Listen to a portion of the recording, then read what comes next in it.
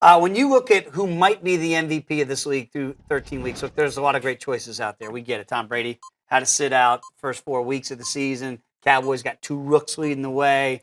Raiders, they've got guys offensively and defensively you can make cases for.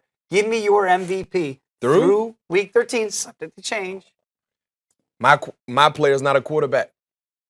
I think he's one of the best offensive players in the league. Your guy, Ezekiel Elliott. Zeke! Yes. Is the MVP? Right now, yes. You look at his numbers right there on the graphic. You see in attempts, first. In yards, first. Wow. Total touchdowns, rushing, 12. That's amazing.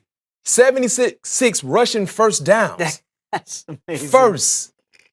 Think about the award, most valuable player. When you have one player on your team that's first in those categories, and he plays running back, he gets the most attempts, he has the most yards, he's second in touchdowns, and he has 76 rushing first downs. Wow. That's huge. That is huge. 11, 20-plus yard runs. So that's because look at that. You just do the math there and just say they were 20. That's 220 yards right there on 11 attempts. Easily. Bam, right there of your 1,200. So he's churning these yards out. I really thought I was concerned at the attempts when you say first because they got Alfred Morris, a capable backup. Mm-hmm. But this kid's just like. That's what he does. Right? And I Feed think me. he is my MVP right now through week 13, not just from the individual numbers that you saw in the graphic, but what he means to this team because quiet as kept, he is their best defender on defense. Wow. Because they control the clock. And while they're controlling the clock, they're gaining yards, they're putting points on the scoreboard, and their defense is sitting on the sideline. So the opposing team's offense, they don't have a shot to be on the field. Guess what? They can't score. If I got to split the vote between your guy Zeke and Super Dak Prescott, then I'll go with a guy out west. Derek Carr.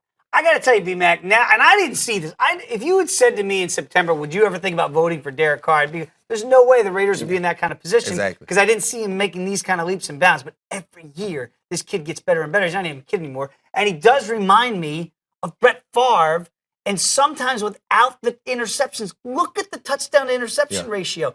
With a gunslinger, you think, all right, 24 TDs, he's going to have 14 picks.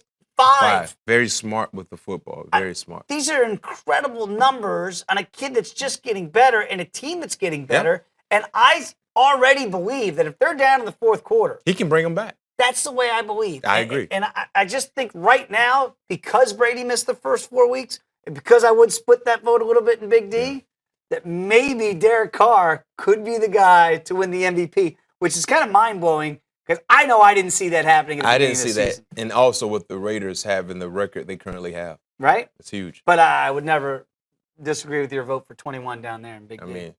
And you heard the stat with Ezekiel? He's never lost a road game in his football career. High school, college. Pros. Think about that. Is crazy. He's never lost. Granted, they lost in the preseason. Preseason don't count. We're talking about real football. That's why it's fake football. Cut it out. Regular season football, this guy has never lost a road game. That's astounding. High school, college, professional.